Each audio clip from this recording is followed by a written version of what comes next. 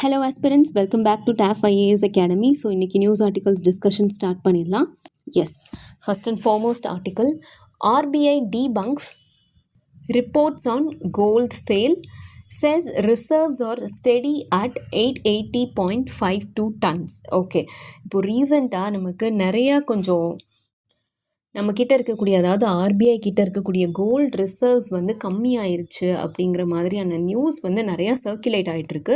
So அதுக்கான clarification தான் நமக்கு ஆர்பிஐ வந்து கொடுத்துருக்காங்க.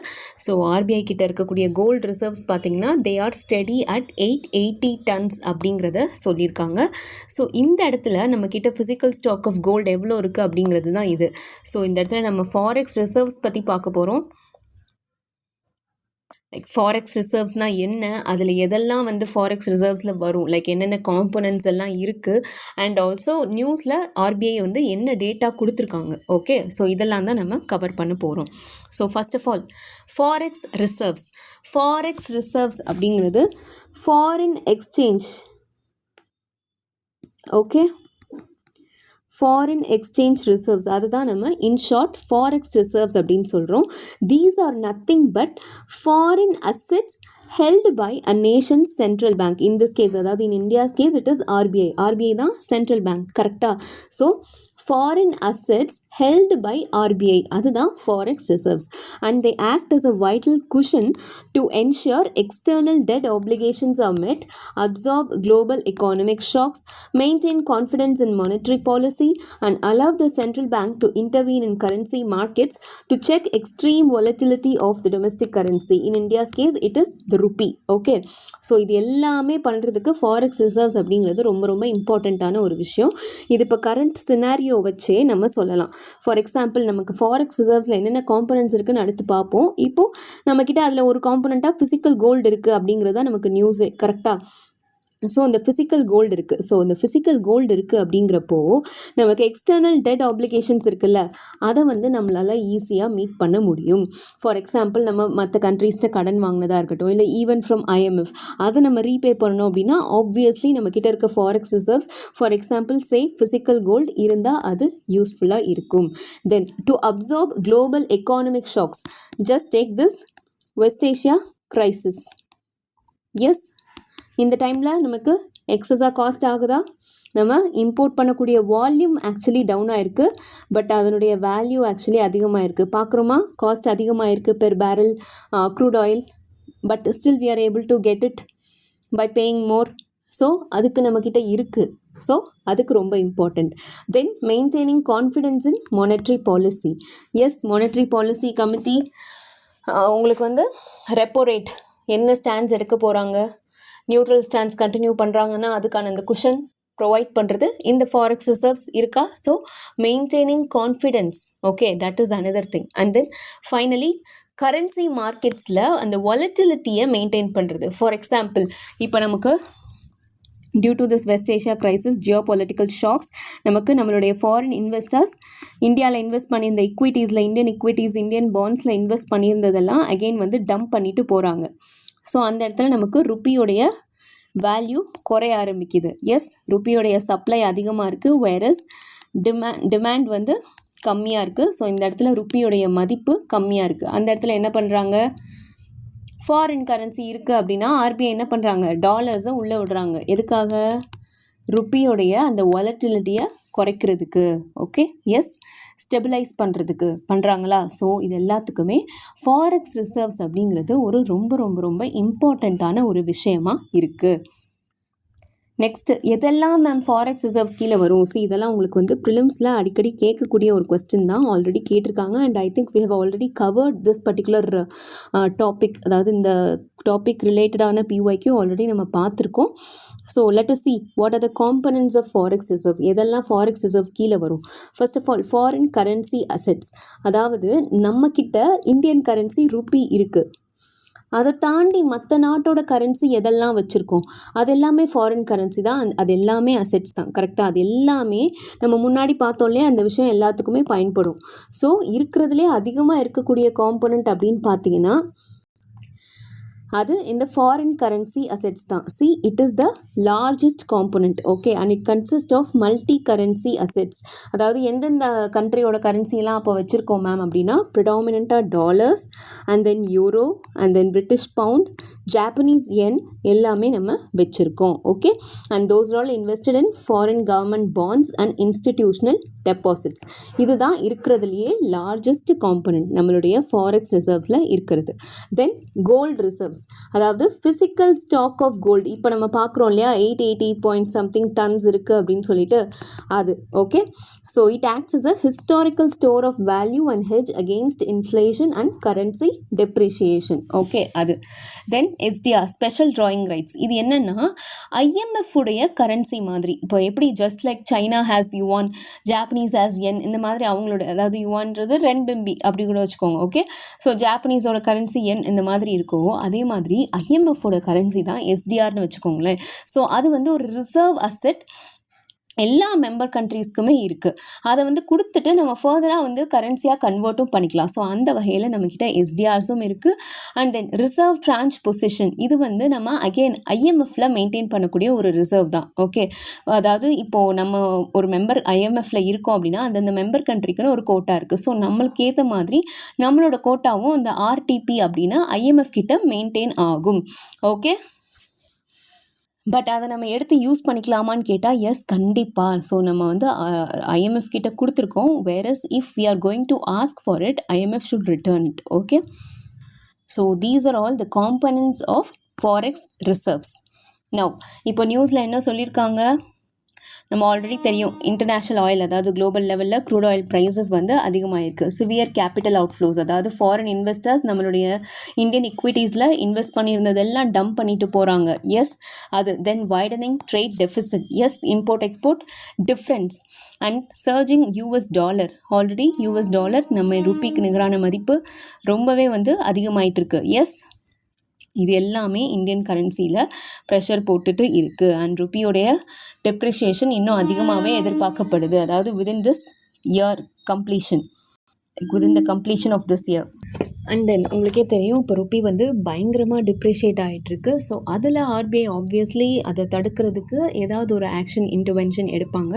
ஸோ அந்த வகையில் நமக்கு இன்டர்வென்ஷன் எடுத்ததில் லைக் டாலர்ஸோட, நம்ம முன்னாடி பார்த்தோம் இல்லையா, ருப்பியை டம்ப் பண்ணுறப்போ ருப்பியோடைய சப்ளை அதிகமாக இருக்குது, வைரஸ் டிமாண்ட் கம்மியாக இருக்குது. அந்த இடத்துல அது ருப்பியோடைய வேல்யூவை ஸ்டெபிளைஸ் பண்ணுறதுக்கு RBI அவங்கக்கிட்ட இருக்கக்கூடிய டாலர்ஸ், US டாலர்ஸ் இருக்கு இல்லையா, அதை மார்க்கெட்டில் சர்க்குலேட் பண்ணுவாங்க.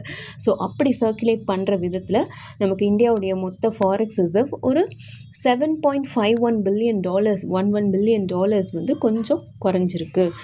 ஓகே,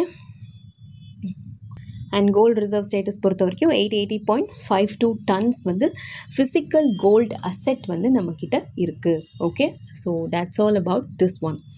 நெக்ஸ்ட் நியூஸ் பாருங்கள். US moves 12.5% tariff for forced labor on India, 53 other nations. Okay, so நமக்கு இதை வந்து US அண்ட் இந்தியா ட்ரேட் ரிலேட்டடான நியூஸ் நிறைய பார்த்துட்ருக்கோம். கரெக்டாக ரீசெண்டாக US வந்து நமக்கு டேரிஃப் வந்து 50% இம்போஸ் பண்ணியிருந்தாங்க. தென் அகெயின் வந்து அதை வந்து ஸ்லாஷ் பண்ணாங்க. தென் ரெசிப்ரோக்கல் டேரிஃப் வந்து 25% இருந்ததை ஸ்லாஷ் பண்ணாங்க. இதெல்லாம் நம்ம பார்த்தோம். தென் அகெயின் இது எல்லாத்தையுமே ஃபெடரல் கோர்ட் வந்து ஸ்லாஷ் பண்ணப்போ அகெயின் ஒரு 10% அங்கே ட்ரேட் ஆக்ட் யூஸ் பண்ணி மிஸ்டர் ட்ரம்ப் வந்து ஒரு 10% டேரிஃப் வந்து எல்லா நேஷன்ஸ்லையும், இந்தியா உட்பட எல்லா நேஷன்ஸோடைய ட்ரேட்லேயும் விதிச்சிருப்பாங்க. அண்ட் மீன் வைல் இந்தியா USக்கான இன்டரீம் ட்ரேட் டீல் அது வந்து இன்னும் ஃபைனலைஸ் ஆகாமலே இருந்தது இந்த டேரிஃப் ரிலேட்டட் இஷ்யூனால். ஸோ அது இன்னுமே நமக்கு வந்து மெட்டீரியலைஸ் ஆகலை. ஸோ இந்த மாதிரி டைமில் ஃபோர்ஸ்டு லேபர் இதை காரணம் காட்டி இந்தியா மற்றும் 53 அதர் நேஷன்ஸ் மேலே அனதர் ஒரு 12.5% டேரிஃப் வரியை வந்து விதிச்சிருக்காங்க. ஓகே, அதாவது ஃபோர்ஸ்டு லேபர் யூஸ் பண்ணி ஏதாச்சும் குட்ஸ் ப்ரொடியூஸ் பண்ணி அந்த குட்ஸை வந்து யூஎஸ்க்கு எக்ஸ்போர்ட் பண்ணுறோம் அப்படின்னா அந்த குட்ஸ் மேலே 12.5% வரி விதிக்கிறது. ஓகே, ஸோ இதுதான் இப்போது கொண்டு வந்திருக்கிற விஷயம். ஸோ நம்மளுடைய உள்நாட்டில் அதற்கான சட்டங்கள், அதாவது ஃபோர்ஸ்டு லேபரை தடுக்கிறதுக்கான சட்டங்கள் கடுமையாக இல்லை. அப்படியே இருந்தாலும் அதை ப்ராப்பராக என்ஃபோர்ஸ் பண்ணலை அப்படிங்கிற ஒரு அலிகேஷனில் தான் இந்த ஒரு ஸ்டாண்ட்ஸை வந்து US வந்து எடுத்திருக்கு. ஓகே, இதுவுமே நமக்கு முன்னாடி இந்த 10% வரி விதிச்சாங்க அப்படின்னு பார்த்தோம் இல்லையா, with the same trade act of 1974 யூஎஸில் இருக்கக்கூடிய இந்த ட்ரேட் ஆக்ட் சட்டம் மூலமாக தான் section 301 under this act section 301 இந்த சட்டத்தின் மூலமாக தான் இப்போ வந்து ஒரு 12.5% வரி வந்து விதிச்சிருக்காங்க. ஓகே, அண்ட் இதுக்கான அப்ரூவல், அதாவது இந்த சட்டத்துக்கு கீழே வந்து நம்ம ஒரு சட்டத்தை, அதாவது இந்த மாதிரி ஒரு வரியை விதிக்கிறாங்க அப்படிங்கிறப்போ இதுக்கான அப்ரூவல், அதாவது WTO வேர்ல்டு ட்ரேட் ஆர்கனைசேஷன் இருக்கு இல்லையா, அதுக்கிட்ட இருந்து ஒரு ஆத்தரைசேஷனோ எதுவும் வாங்கணுன்ற அவசியம் இல்லை. Okay, now implications for India. இது எந்த வகையில் இந்தியாவை அஃபெக்ட் பண்ணும்? எஸ், நம்ம இந்தியாலையும் forced labour and also child labour நம்ம பார்க்க தான் செய்கிறோம். எஸ்பெஷலி லேபர் இன்டென்சிவ் செக்டர்ஸ், நமக்கு textiles, garments, hand knotted carpets, brick kilns, agriculture, இது எல்லாத்துலேயுமே நம்ம பார்க்குறோம். ஸோ இந்த சட்டம் நடைமுறைக்கு வருது அப்படிங்கிற பட்சத்தில் இந்தியன் கார்மெண்ட்ஸ் டெக்ஸ்டைல் செக்டார்லாம் ரொம்பவே அஃபெக்ட் ஆகும். Indian garments and textile sector மேலே 12.5% வரி விதிப்பு விதிக்கப்படும். Okay, and supply chain compliance. So இது அகெயின் ஒரு ரெகுலேட்டரி மெஷர் தான் இல்லையா. ஸோ ஆப்வியஸ்லி எக்ஸ்போர்ட்டர்ஸ் வந்து ரொம்ப அதிகமாக பாதிக்கப்படுவாங்க. Now companies will have to spend heavily on third party audits, strict tracking, and அதுக்கப்புறம் அவங்க என்ஷூர் பண்ணணும் 100% வந்து நாங்கள் ஃபோர்ஸ்ட் லேபர் எதுவும் யூஸ் பண்ணி எங்களுடைய ப்ராடக்ட்டை வந்து நாங்கள் தயாரிக்கலை அப்படிங்கிறதுக்கான சர்டிஃபிகேஷன் வந்து அந்தந்த கம்பெனிஸ் வந்து கொடுக்கணும். ஸோ ஒரு ரெகுலேட்டரி பேர்டன் வந்து இந்த விஷயம் வந்து வைக்குது அப்படிங்கிறதையும் பார்க்குறோம். அப்பார்ட் ஃப்ரம் தட் நமக்கு 54 நேஷனுக்குமே இது வந்து போட்டிருக்காங்க. இந்தியா உட்பட மற்ற 53 நேஷன் இருக்குது அப்படின்னு நம்ம பார்த்தோம் இல்லையா.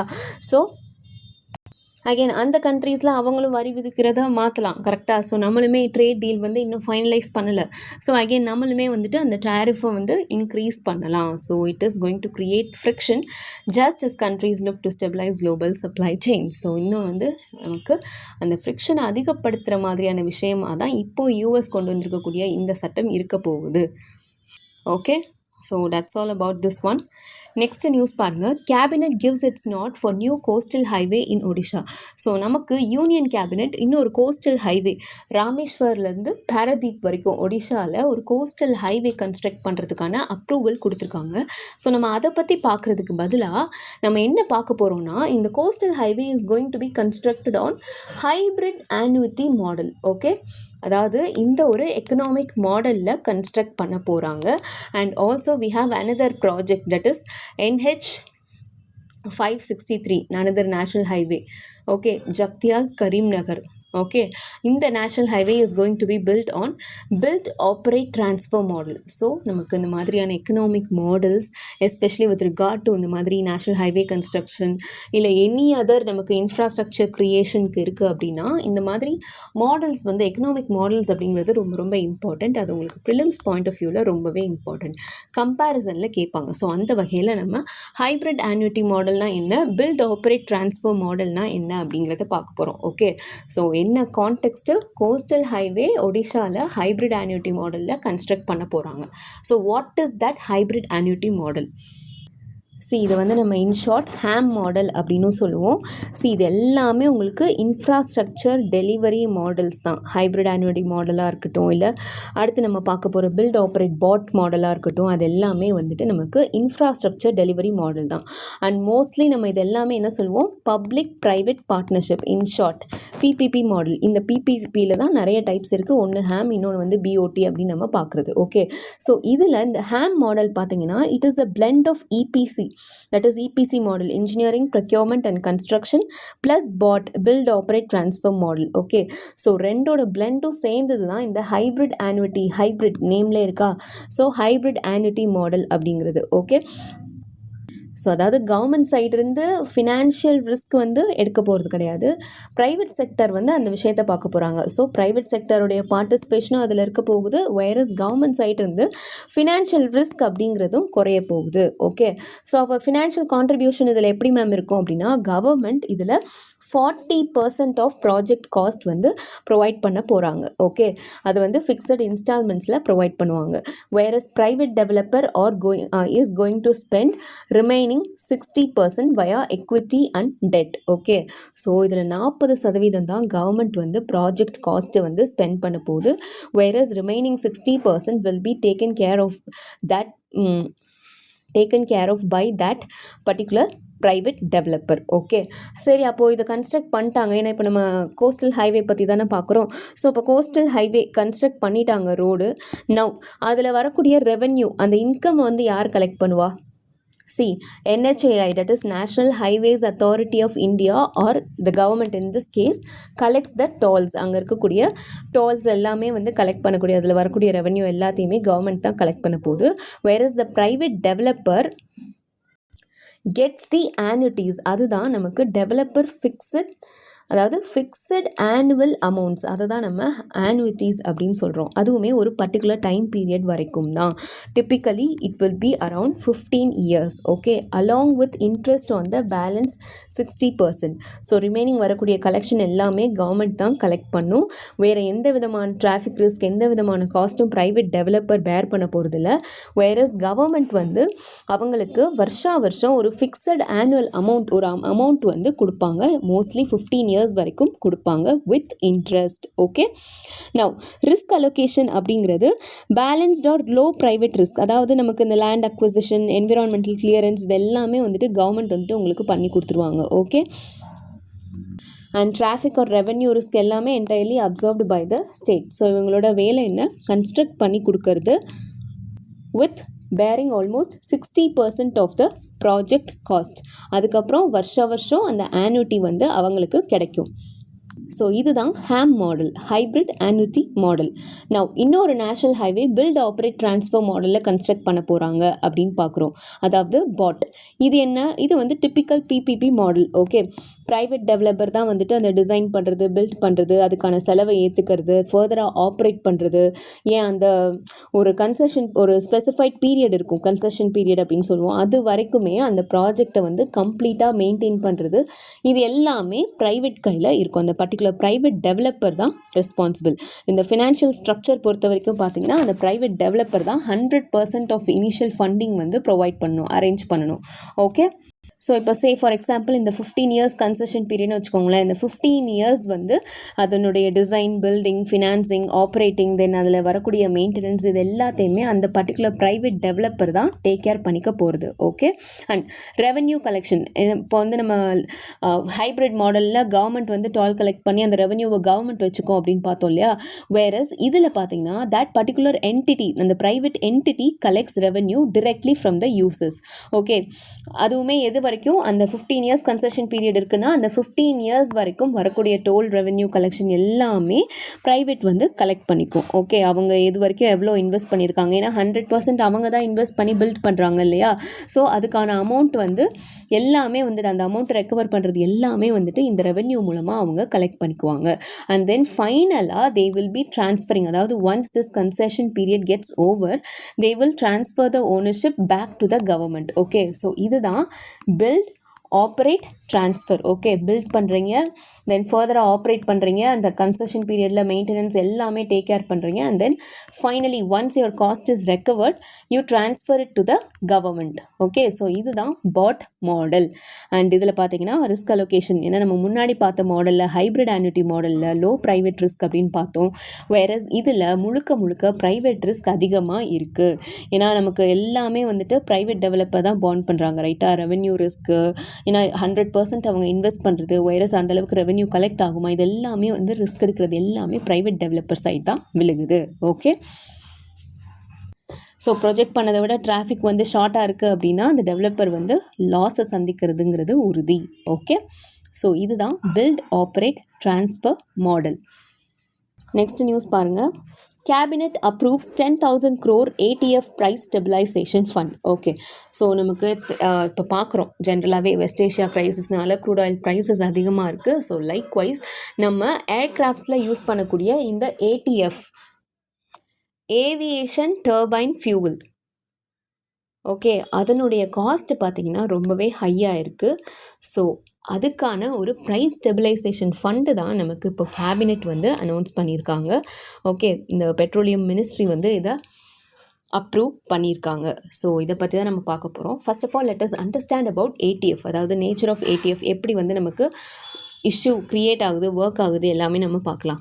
First of all ATF or jet fuel, இது வந்து specialised petroleum based fuel used to power aircraft, அதாவது ஏர்க்ராஃப்டில் யூஸ் பண்ணக்கூடிய ஃபியூவல் பெட்ரோலியம் பேஸ்டு தான், பட் ஏர்க்ராஃப்ட்டுக்கு ஏற்ற மாதிரி நம்ம அதை ரிஃபைன் பண்ணுறோம். So aviation turbine fuel. Okay, and it is highly volatile. And இப்போ ஒரு ஏர்லைன்ஸ் வந்து இருக்குது அப்படின்னா அதில் மேக்ஸிமம் எக்ஸ்பென்ஸ் அந்த ஏர்லைன்ஸ்க்கு ஆகுறது எதனால் அப்படின்னு பார்த்தோன்னா இந்த ஏடிஎஃப்னால தான். ஓகே, ஆல்மோஸ்ட் அந்த ஆப்ரேஷனல் எக்ஸ்பெண்டிச்சர்ஸில் ஒரு 40% to 60% செலவு இந்த jet fuel or aviation turbine fuel purchase பண்ணுறதுல ஆகும். ஓகே, அண்ட் மற்ற பெட்ரோலியம் ப்ராடக்ட்ஸ் மாதிரி இல்லாமல் ஏடிஎஃப் இந்தியாவில் பொறுத்த வரைக்கும் நமக்கு அதில் வேட் இருக்குது, அதாவது ஸ்டேட் டேக்ஸ் ஆன வேல்யூ ஆடட் டேக்ஸ் அதுக்கு இருக்குது. அது போக சென்ட்ரல் எக்ஸைஸ் டேக்ஸுமே இருக்குது. ஓகே, ஸோ இது வந்து நமக்கு ஜிஎஸ்டியில் சப்சியூம் ஆகலை. ஏடிஎஃப் அப்படிங்கிறது நமக்கு ஏடிஎஃப் பர்ச்சேஸ்க்கான அந்த டேக்ஸுன்றது இருக்குது. ஓகே, ஸோ ஜிஎஸ்டியில் இது சப்சியூம் ஆகலை. ஸோ இப்போது நமக்கே தெரியும் வெஸ்ட் ஏஷியா க்ரைசிஸ்னால நிறைய வாலட்டிலிட்டி சந்திச்சிட்ருக்கு ஏவியேஷன் செக்டார் எஸ்பெஷலி. ஸோ அதுக்கு ஒரு குஷன் அனௌன்ஸ் பண்ணுற விதமாக தான் இந்த ப்ரைஸ் ஸ்டெபிலைசேஷன் ஃபண்ட் வந்து கவர்மெண்ட் வந்து அனௌன்ஸ் பண்ணியிருக்காங்க. இது வந்து ஒரு செல்ஃப் சஸ்டைனிங் ரிவால்விங் ஃபண்டாக இன்ட்ரடியூஸ் பண்ணுறாங்க. அது என்ன ரிவால்விங் ஃபண்ட்? இது வந்து நமக்கு இப்போ இருக்கக்கூடிய, அதாவது நமக்கு க்ரூட் ஆயில் ப்ரைஸ் அதிகமாக இருக்குது, அதனால் ஏடிஎஃப் ப்ரைஸஸ் அதிகமாக இருக்குது அப்படிங்கிறதுனால கவர்மெண்ட் வந்து அந்த ஒரு 10,000 crore வந்து ஆயில் மார்க்கெட்டிங் கம்பெனிஸ்க்கு அலோகேட் பண்ணுறாங்க. Whereas once the situation get back to normal, நமக்கு இந்த அமௌண்ட் வந்து கவர்மெண்ட்டுக்கு it will be returned. Okay, so இதுதான் நமக்கு செல்ஃப் சஸ்டெய்னிங் ரிவால்விங் ஃபண்ட் அப்படிங்கிறது. அண்ட் ஏவியேஷன் செக்டர் பொறுத்த வரைக்கும் ஏடிஎஃப் ப்ரைஸஸ்க்காக கவர்மெண்ட் அனௌன்ஸ் பண்ணியிருக்கக்கூடிய price stabilisation fund. Okay, so that's all about this one and that's all for today. Thank you so much for வாட்சிங். See you tomorrow.